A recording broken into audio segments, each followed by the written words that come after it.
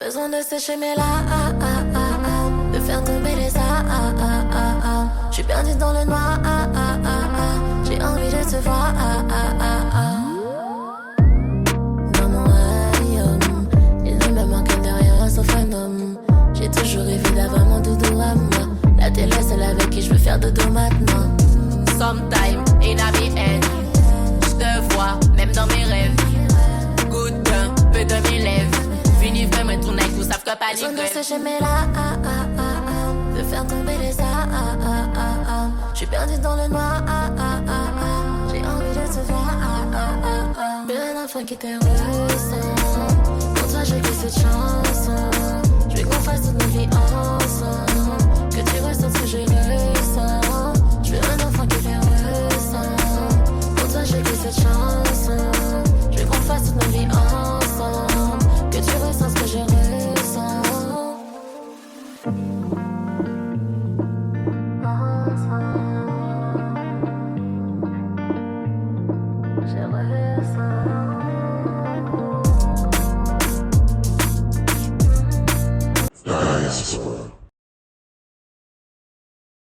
DJ Dyaspara. Me not gonna lie to you, but me happy tell you say me love it when you finger me. Something special about the feeling one more feel when you're indexing to me. Put it in my region, used to it. I'm Dyaspara. This is quency Noir, episode 13. We're celebrating Black History Month, and we're at the Carter G. Woodson Library on the far south side of Chicago, one of my favorite places ever. Let's go. Come and rub it all around my little bit. Put the trench into me. Be a turn me on. When you finger me. Put the trench into me. Be a turn me on. When you finger me. Feel so high. No big cocky but put it on standby. Now go rush the fuck for play post tonight. Play with the like FIFA. Happy like a when me get American visa. Take me high.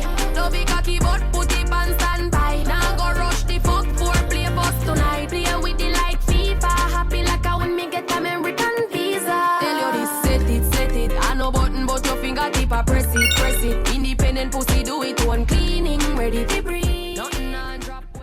My lived experiences shape the energy that I bring into the room by really focusing on joy.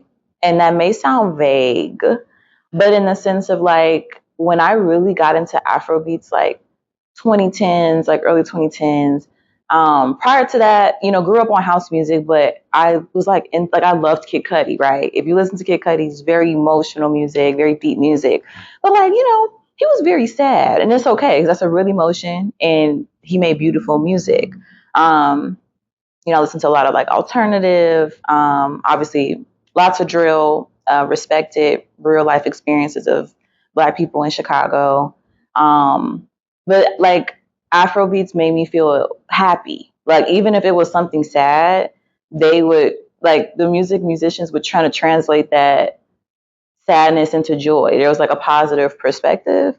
So when I'm going into a set, my first thought is like, how do I make the people dance? Like first assessing the room, right? What are the vibes right now? How do I get these people to move and really be in the sound? I think vocals are definitely important. So like, what's the message of this song to me, and how could that connect to the next song? Sometimes it is just dancing. Sometimes it is just shaking your ass. Sometimes it is just, I'm here to have a, blissful time. I don't care about where I just came from. And then sometimes it is deeper. Sometimes it's like we persevere, we move forward. It's that deep house that's really about like resilience and definitely dancing, but also acknowledging like the hardships of life. So for me, it's a lot of times about the bass.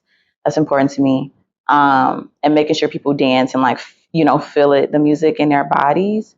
But for me, it's really just about like assessing that moment and focusing on, telling a story, making sure people are happy by the time I'm done with my set.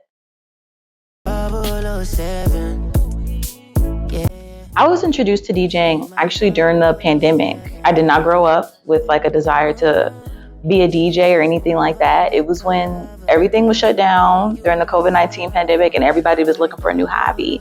And I was in the house. One side fun fact about me, I love reality TV. So I'm watching Real Housewives of Atlanta from the beginning, you know, but I'm bored, you know, just like in the house all day, working from home. And so I don't know what exactly the moment was, but I just decided to try something else as a hobby while I was in the house. And I really loved it. And the songs that I would download were just songs that I mostly listened to, was just like mostly Afro beats. And then I already had been working with Collective Party Noir, being their social media lead. And so once things started opening up and we had our first party, I kind of let one of the co-founders, Ray, know.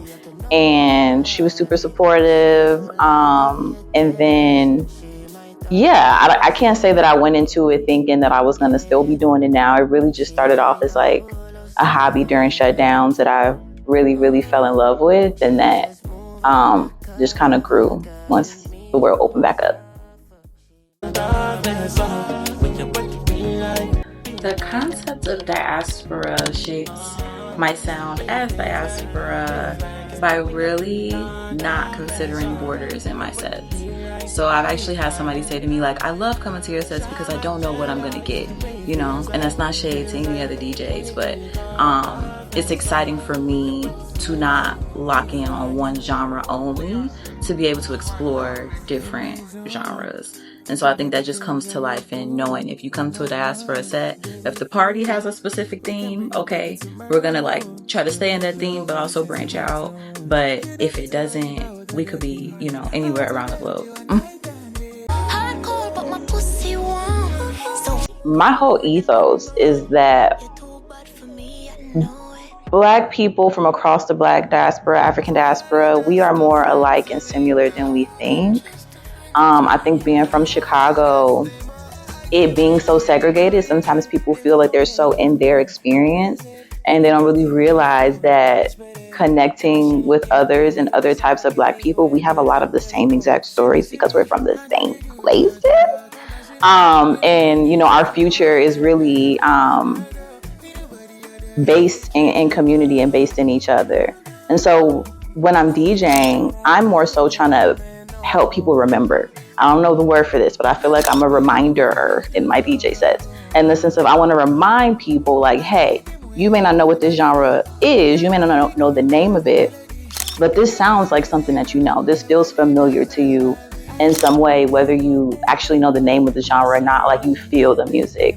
So I really feel like my role as a DJ is to help people understand that our identities are more complex and expansive than we actually think.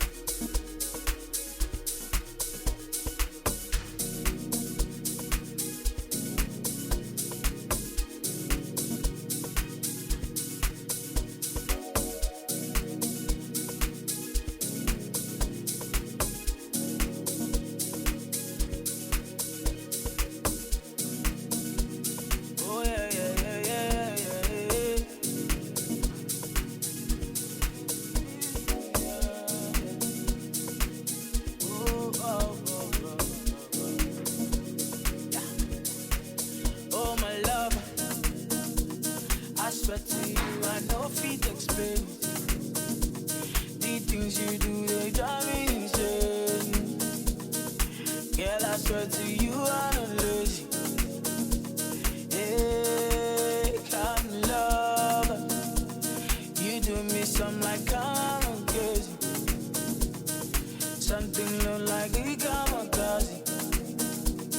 In terms of my queerness, I came out like in high school. So I feel like for me, age is like showing me a lot. And yeah, it was very much so high school, like senior year-ish, definitely college, but I was like comfortable in college. When it comes to music, on the topic of house music, growing up, I was not told the full story about house music. So I wasn't taught about like warehouses and it being like grown out of black, queer, black and brown, being a black and brown queer space and queer sound, right? I had no idea. I was in college. I was waiting on a org I was in, had a meeting. And I was like on Twitter, now X, but then Twitter, and I saw a clip from like a TV One documentary, and it was about house music, and they were talking about Frankie Knuckles, and they were talking about the warehouse, they were talking about all these things, and then they explained how it was born out of black and brown queer communities, and that this was our music, and I was like, huh? I had never ever been taught that. I felt so betrayed because it's just like, how do you grow up around house music all the time, and conveniently everybody's leaving that one part out? You know what I'm saying? Like it actually it blew my mind. And I think too, that's how it became really important for me, music that I love, to know the history of it, like do your research, you know, put yourself in those spaces. And it was also affirming for me because it's like, oh, okay, at one point I was afraid to like come out, but then like they know what this is, you know what I'm saying? They may try to ignore it, but like they know what this is and they love something that is birthed from, you know, queer people. So yeah, in terms of my sound, I just feel like we're a part of all different groups. Like queer people are very innovative, and a lot of times the whole the clock it that everybody is doing right now, nobody wants to talk about like where that comes from. It's so annoying. So for me, it's really just people being creative. Like it's just so much a part of my life now that I realize, like in the past I talked more about it because I felt like I was trying to understand myself and I wanted other people to understand me. And I think they're like, I'm 29 now, so it's just kind of like I've been me for so many years. I'm proud about it. Like I don't take it for granted, because if I lived someplace else, this may not be my story. But I feel just like being bisexual is just me. It's just part of who I am. Yeah, I'm an innovator. That's all we're gonna do. Okay.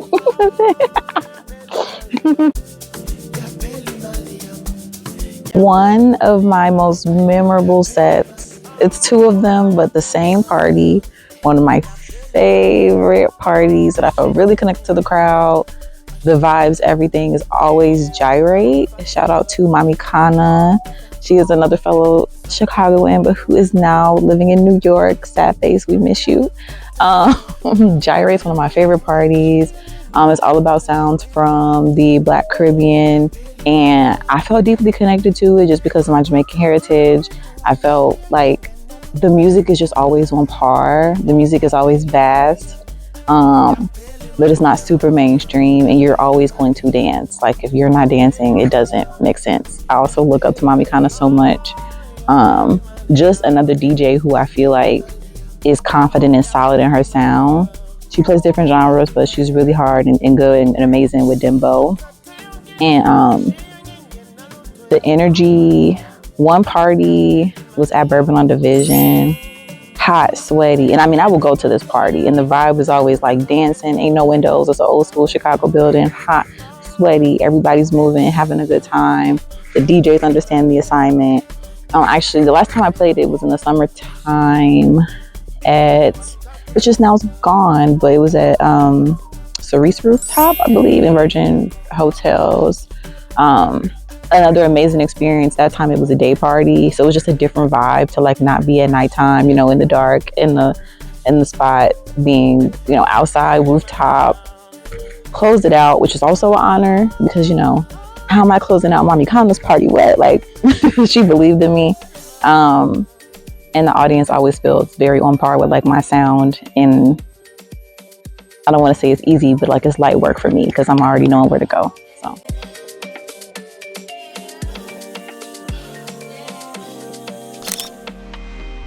it's your birthday, so I know you want to ride out.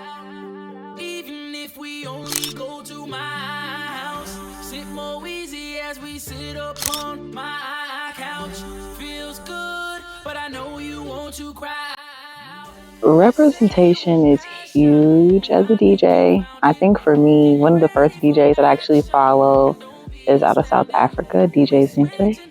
She plays mostly Afro House. And then my main inspirations really were the iconic Ray Chardonnay, the co-founder of Party Noir, one of the co-founders. But I wouldn't say necessarily, like I said, learning how to DJ during the pandemic. It was more such like a very much like isolated internal thing. So those were the main two that I thought about, and it wasn't until I like grew more in DJing that I actually started to realize like how there aren't a lot of Black women DJs. Or there not a lot of Black queer DJs, and they exist, but there's so much like in the underground. A lot of times we build the cultures and then don't get the recognition. And how it's just like a whole different battle and a whole different kind of fight. And that's why it's like important to have people within the event curation music space that support you so you can kind of like build together. And I think that's why I'm so grateful for my work with Party Noir, for the Nick and Ray, the co-founders, Carly, it's just like everybody, or KT. I hope I don't cry. One moment that really showed me that the work that I'm doing is making an impact, and that's really important to me. And shout out to Sita. I met her at another Party Noir co-founder's Lyrics birthday party, and I played a set, and it was very Caribbean, so it was very like dance hall, soca for the most part. And like she was so excited by it, and like she would just keep coming to my sets. And then one of the sets I played, she just was like, every time you DJ, like I feel so seen. And like literally hearing that, I'm just like, oh please, I'm like, don't make me cry, because I'm like, that's literally why I started. Like my music taste does not fit inside of what people think that a Black girl from the South Side should be into. Even like my lineage, like it's complicated, you know, family stuff be messy. And like, you don't always want to talk about that, but you're trying to represent for your people. But just saying like my music taste is not always represented. It's not something that you hear like on a daily. Or you do hear it on a daily, maybe not where I come from or the spaces that I'm mostly in. So a moment for me that really was like, oh, what I'm doing is like making a big difference is when Sita told me like, I feel so seen by your DJ sets. It's like, yeah, that makes me know that I'm doing what I'm supposed to be doing.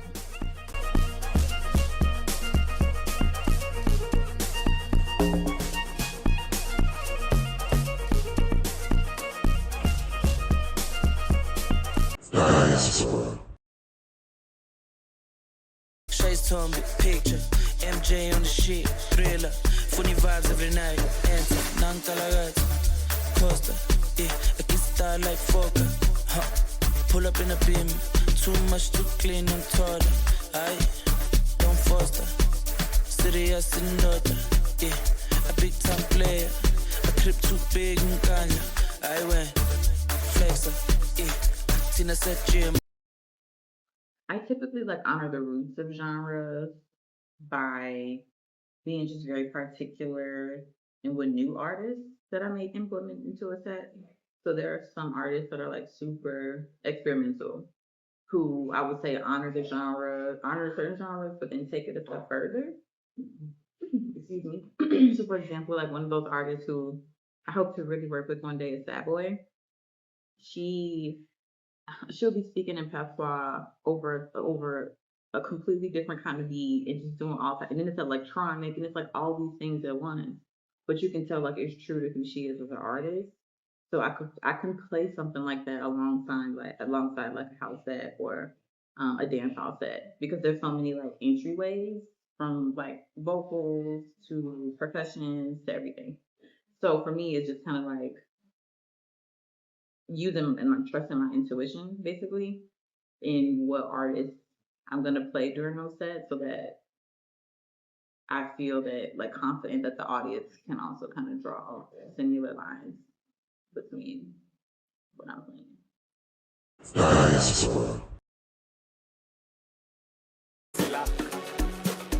Silla. I also really like Lua MP4. He makes like this like punky kind of music. I think he's based out of Nigeria still. Yeah, I really love his sound. There's just so many artists. I love Molly. Unless she's pop, but I love her. Very Afrofusion, Afro pop. And right now, it's Valentine's Day. Maybe I shouldn't say that. I'm also really loving Victoria Monet's track that just came out, Let Me. It is really giving us like real R&B. If you are new here, new to me, then you probably don't know that I have been on a hashtag Bring Back Begging campaign for years, because I have just felt like R&B lately has been full of like too much ego, and that's no shade to like the current R&B girlies and people, but it's just kind of lacked that emotion for me. So Victoria Monet, obviously we're all loving Kehlani's Folded.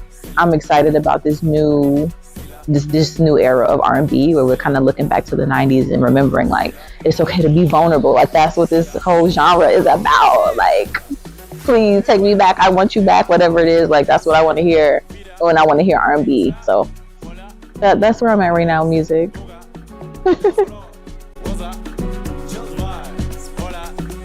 So I really started coming to the Promontory actually before I was even a part of the Portrait Noir collective.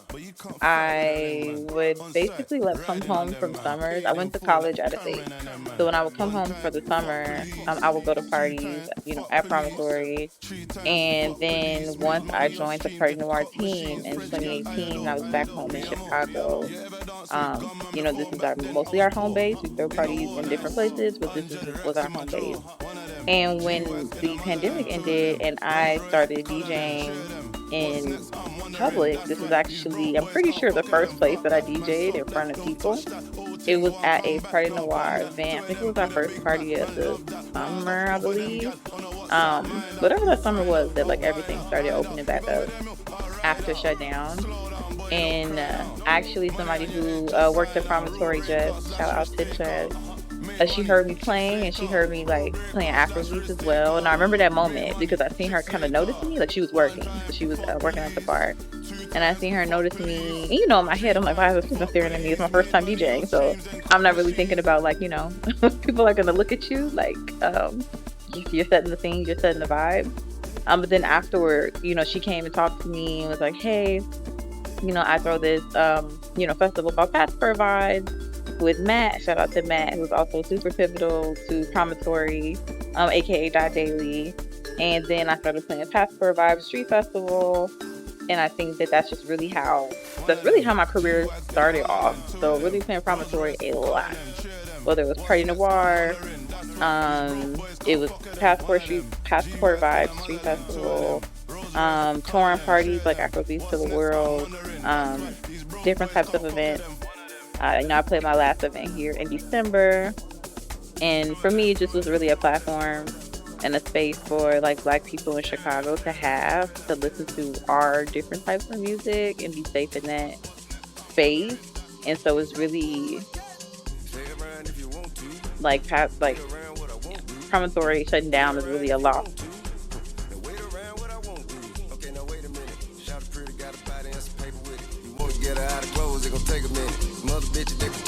Promontory closing down is really a huge loss for the South Side. It's kind of like Bella Noche's. Like, if you can go to Bella Noche's, where the hell could you go?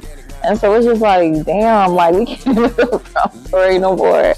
Like, so much is changing, and, there's so many factors. I'm not going to act like I know anything more than anybody else regarding the behind the scenes of why it closed, but I do know that, it's going to impact a lot of us. And just feeling like, you at least knew one place where you can host your event and, not have to worry about all these other factors, and it can just be as Black as you get to be, if you can go nowhere, you can come to Promontory.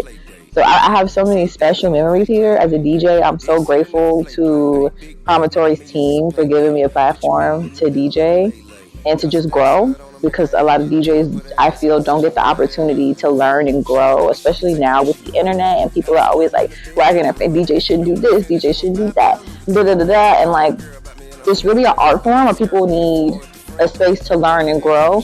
And as a DJ, you learn and grow from playing in front of people. So for me, this was a place where I feel like different DJs of different skill levels, great, fantastic DJs, 100%, but many who are like just starting out had a place where they could play in front of people and really grow and come back. So we're gonna, I mean, I miss it already.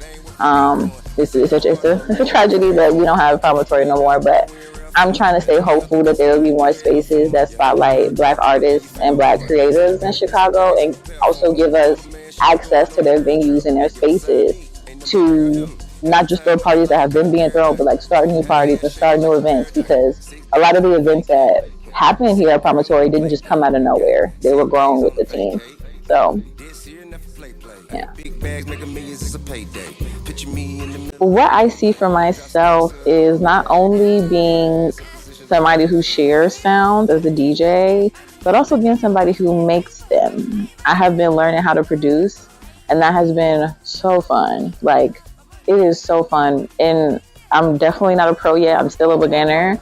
But when I say, like, I feel like I'm using a lot of the techniques and skills and identifying things that I do DJing now and, like, making music. And it's another level of satisfying. And, like, also, too, how I talk about, like, my sets being borderless and going across genres. Like, I want to be known for, like, making music that, like, it'll just kind of be like, what genre is this, though? Like, this is, like, 4 things in one. Or, like, everything and nothing at all. But I know that it's Black, though, you know? Like, that's what I want to be known for. That's what I'm excited to keep doing, to keep growing as a producer and learning, like, what that means for me. And working with artists in different ways. Because DJing is about you and the audience that you're DJing for at that time and your supporters. But I think when you're, like, making music, it's about you and also working with, like, another artist. So I'm excited to work with other artists in new ways. And I'm just excited to keep learning how to produce and challenging people to kind of not think about genre.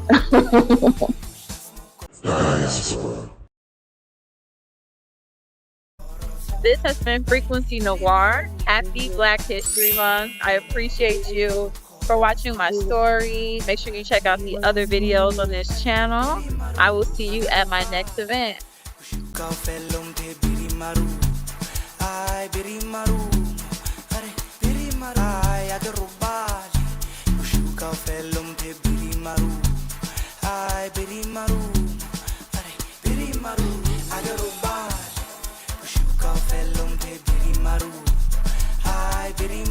Thanks for watching and listening to my story. Happy Black History Month. Imagine a stove.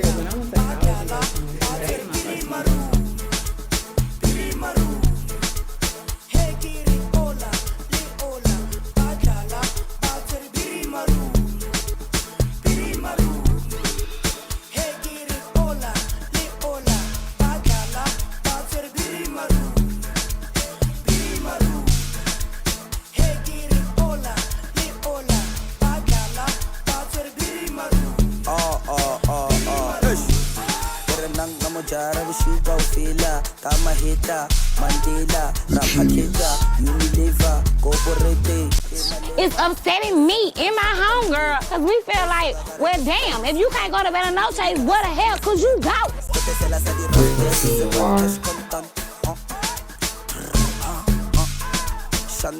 go?